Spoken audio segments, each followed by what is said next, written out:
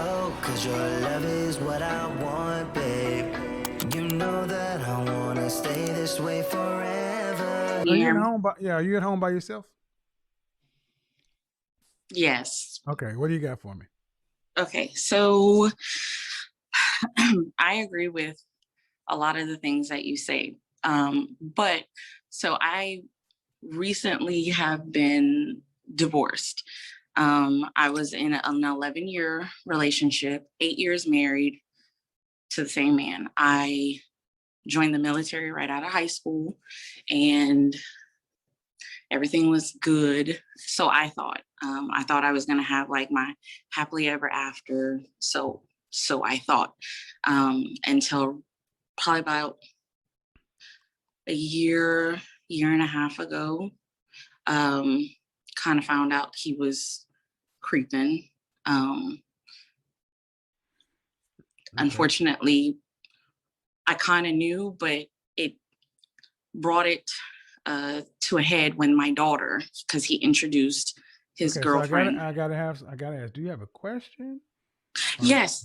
So When you were saying about, okay, like, like we not necessarily shouldn't be independent. I wanted to be a stay-at-home mama, obviously. I believe that that's what I'm supposed to do. But being that now that he has done what he has done, it's put me in a position not to be with him. With me not being with him, I have now had to become independent. So I am that, not necessarily I don't need a man, because I want a man, obviously. How do you get around that? Like, have you a had strong counseling? Black woman, like, how do you get around it? Hold on. You're with him for 11 years, 8 of those married. Yes. How long has your divorce been final? It's not all the way final, because in the state of Louisiana with property and children. So I have like 3 more months. Hey, all right. You shouldn't even really be dating. But he's living his best life. I don't. Okay. Oh, see, we don't do tit for tat. Say that again. I'm sorry. It's not tit for tat. No, and it's not. And I get that. Right. So I'll let you speak. Okay. 11 years. Mm-hmm. Dating, just kicking and having sex, great, but you're not really ready for anybody else. You don't have emotional availability or capacity. See, at this point in time, you could easily go trying to play tit for tat with him and screw your life up completely. Or you could actually 5 steps of grief, heal, get some therapy, get some help, right size fit your life, and then go into the rest of it with a better outcome. Your choice. And see, I am doing that. I actually am in counseling. Once it all started, I started counseling for me and my daughter. Who has custody? I do. Where does he live?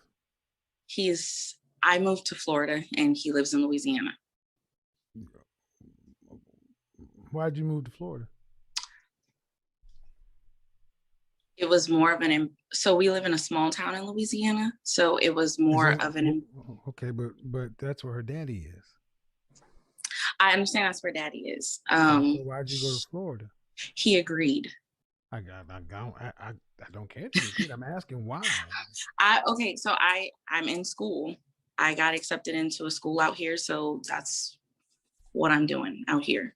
Okay. All righty.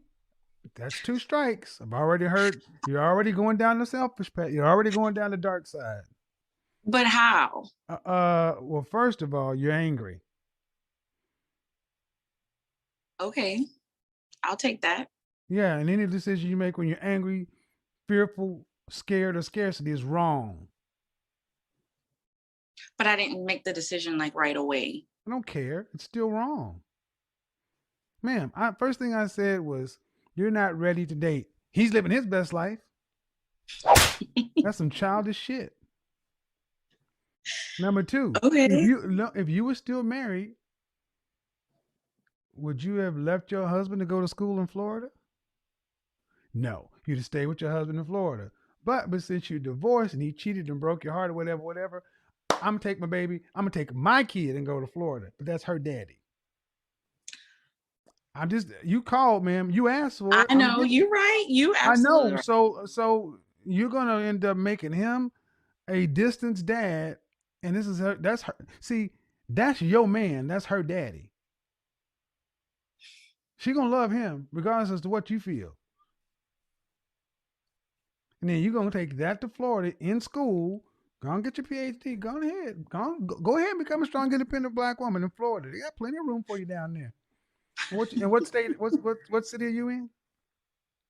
I'm in Jacksonville. It we ain't like that. Jacksonville's overflowing with uh, eligible men in Jacksonville, and they damn sure ain't looking for no angry ex-wives. I, I'm really not that angry. Oh yeah, ma'am. I'm I really read not. people. Okay, I read people very okay. You're right. Okay, I'll give you that. Yeah, I I'll give you. mean, I know. So you can't lie. You can lie to yourself, but I feel it. You're angry, and you do things when you're angry that you regret later on.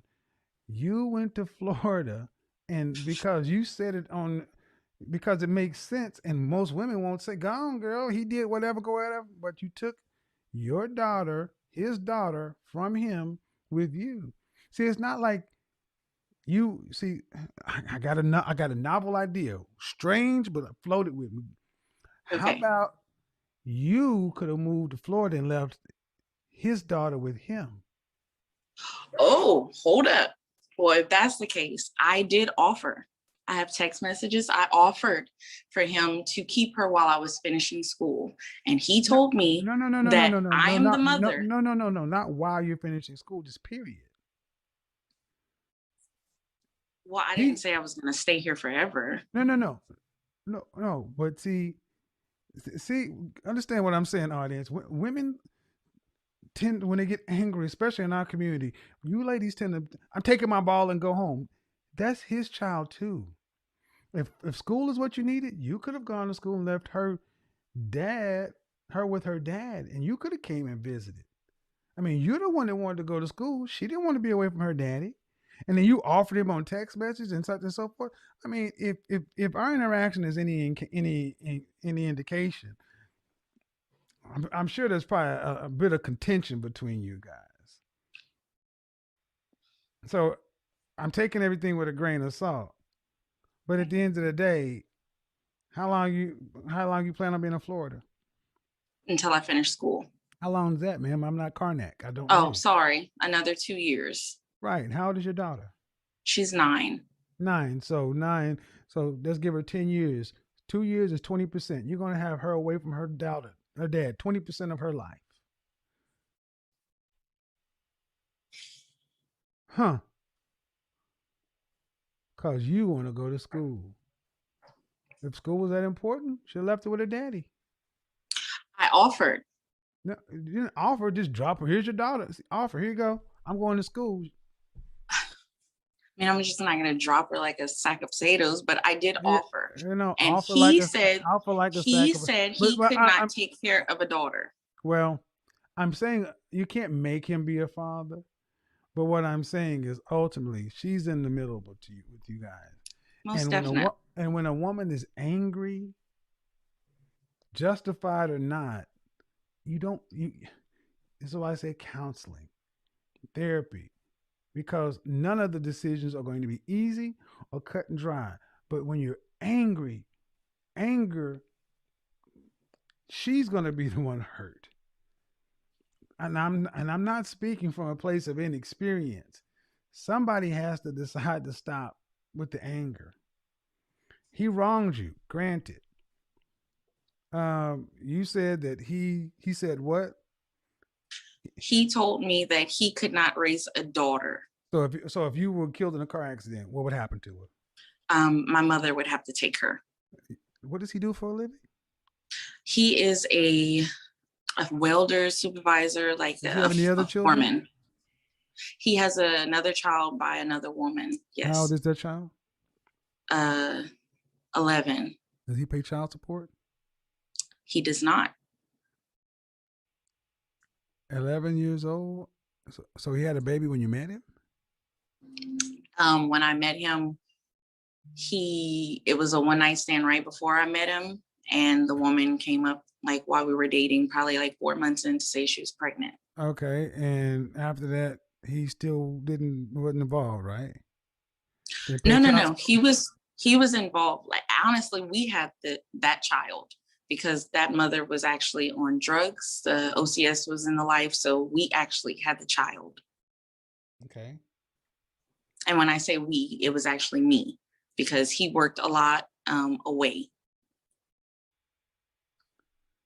All right. Okay. You picked him. I'm sorry. I keep going back to you picked him. So he's got a baby from a one night stand. Okay. And then you raising the kid. Where's that kid now? Is it back with his mother?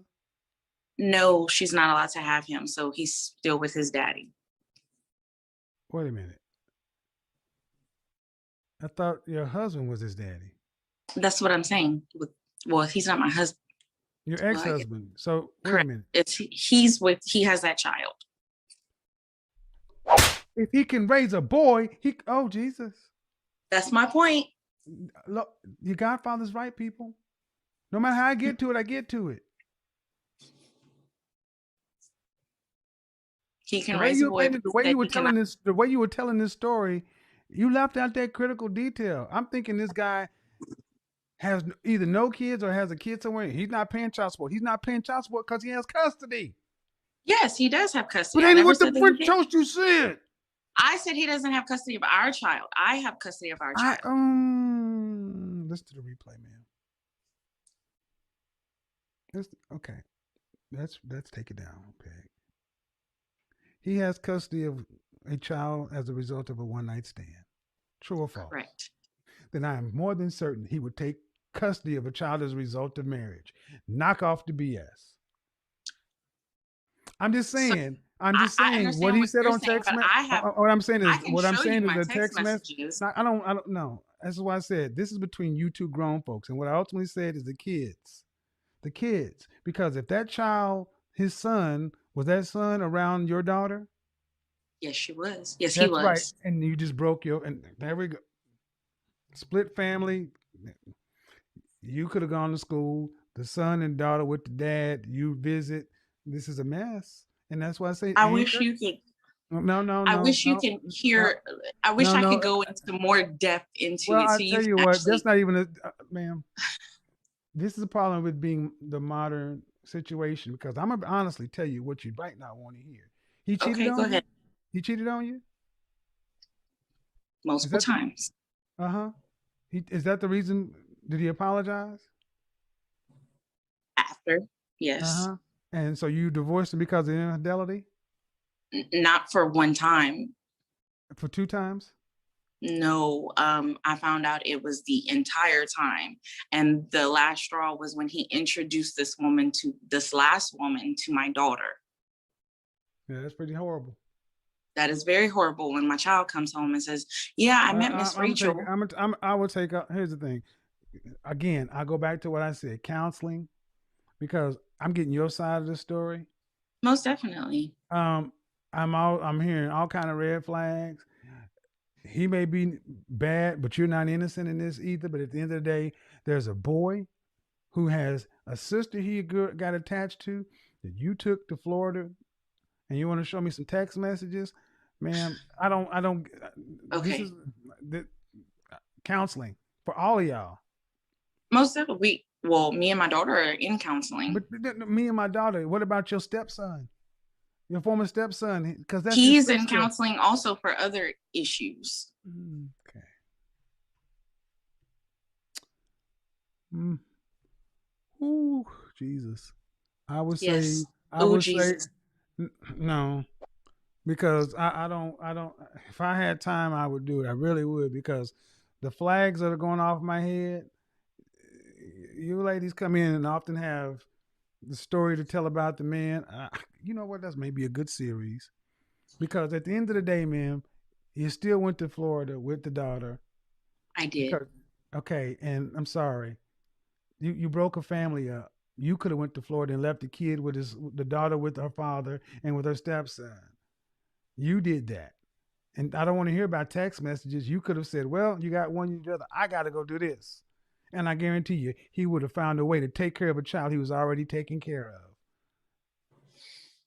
Okay. I'm not buying this. Not buying that bullshit. Not buying it. I'm just not buying it. That's why y'all gotta. I'm sorry, ladies. People get upset with me because I hold women to the fire. But y'all, listen how she was telling the story. Like, he got a one night stand and got her pregnant and wasn't paying child support. If I wouldn't have asked those additional questions, you wouldn't have known that he actually has custody of his son. She was making it seem like that man was irresponsible and wasn't fit to raise a son, and he has custody of a son. If he got custody of one, he could have custody of two. You could have carried your ass down to Florida. But no, blame men always because he cheated. I guarantee. I would love to. That may be a series. I may need to do some more Povich kind of shit because rarely is it just that cut and dry, and I'm just a perpetual victim. And even if he was, let's say he was, sorry, eat the bullet. Don't break the family up. Don't break the family up. All right, who we go to next? I need a drink after that one. I'm going to have some people mad at me on there. How you going to tell her to stay back? That's right. Big Mama had a family. Big Daddy had a family across town. You know how many people met their entire other second side of their family at Big Daddy's funeral? I don't want to hear this shit. In conclusion, this call with Kevin Samuels serves as a reminder of the potential consequences of divorce and the importance of mindful decision-making. It prompts viewers to reflect on the choices they make when facing relationship challenges, emphasizing the significance of honoring marriage vows and considering the well-being of the family unit. The conversation highlights the need for self-reflection, addressing any biases or anger that may cloud judgment and lead to actions that can fracture the family dynamic. By encouraging viewers to seek professional guidance and prioritize the welfare of the children involved, the aim is to inspire a more thoughtful and compassionate approach to post-divorce life. Ultimately, the goal is to foster healthier relationships and a deeper understanding of the impact our choices have on ourselves and our loved ones. Thanks for watching, and be sure to let me know your thoughts on the call in the comments below. Don't forget to like and subscribe to the Relationship Report for more thought-provoking content. See you in the next one.